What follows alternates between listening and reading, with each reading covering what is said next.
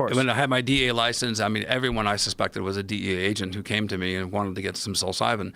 But I'm sure you probably got set up a bunch of times. I numerous times. To the Did point you it was matrix funny. at all? It was to the point it was pretty funny. You know, Right. I had this one person who offered me just huge amounts of money, and I played with him, and I said, no, it's not enough. And he offered me more and more money. Pretty soon, about $200,000-$300,000, and he was writing all these coded letters, and it was obviously a DEA agent trying to set me up, and finally, he got really frustrated because I was playing with a guy. I said, I'm tired of being set up like this. I'm just going to play with this sucker, And so it finally came to a point, and he got really, really frustrated. He's going to get mad at me. He goes, well, how much money?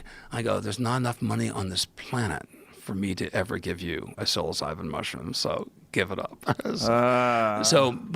But even if you say that's not enough money, could that be taken in as a negotiation? Well, not enough money on the planet. I suppose some aliens you would come. not enough money on the planet. But before not enough money, it was not enough money. Right before that, it was totally So I would think that like if you had like a really loosely interpreting judge, you could. Well, I suppose so, but I never committed a criminal act. So, right. Yeah, but isn't it sort of like a conspiracy to?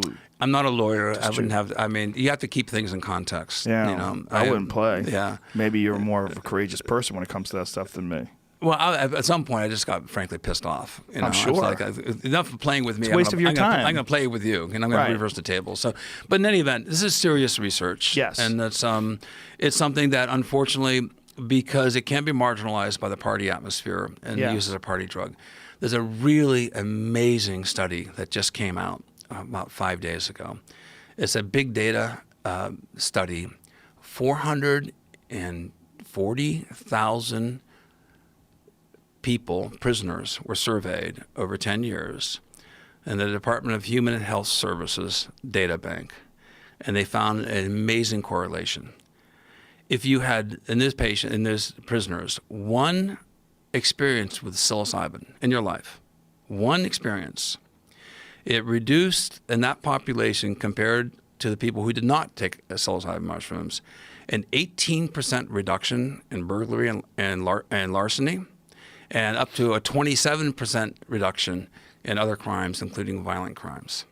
Whoa. So that's phenomenal. Actually, I got my numbers reversed. There's 27% reduction in burglary, 18% reduction in violent crime. Now think of the damage, not only to the victims and the victims' families, the court system, the lawyers, the collateral damage, people being upset because they're being criminalized in prison for something, for merely possessing psilocybin mushrooms or something like that. But think of the return on investment. A 4 to 6 hour experience creates a lifetime benefit to society, reducing criminal activity by 18 to 27%. This is phenomenal. This is something that can help the health of our human psyche, of our social system, of reducing trauma throughout in our entire society.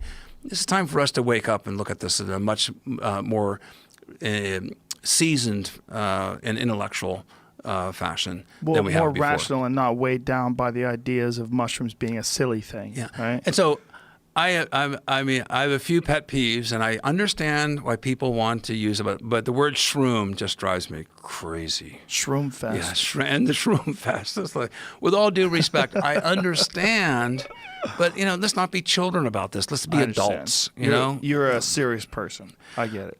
I'm also a non-serious person on many levels, but I know when it comes to something that is so powerful, that is so important, let's not jeopardize its use medically and for the benefit of society in the future by appealing to the lowest common denominator. Let's be adults in the room on this. I agree with you to a certain extent, but I also think that it's got to be incredibly frustrating for a guy like you that has the kind of information that you have bouncing around your head in relationship to the way the rest of the world views it.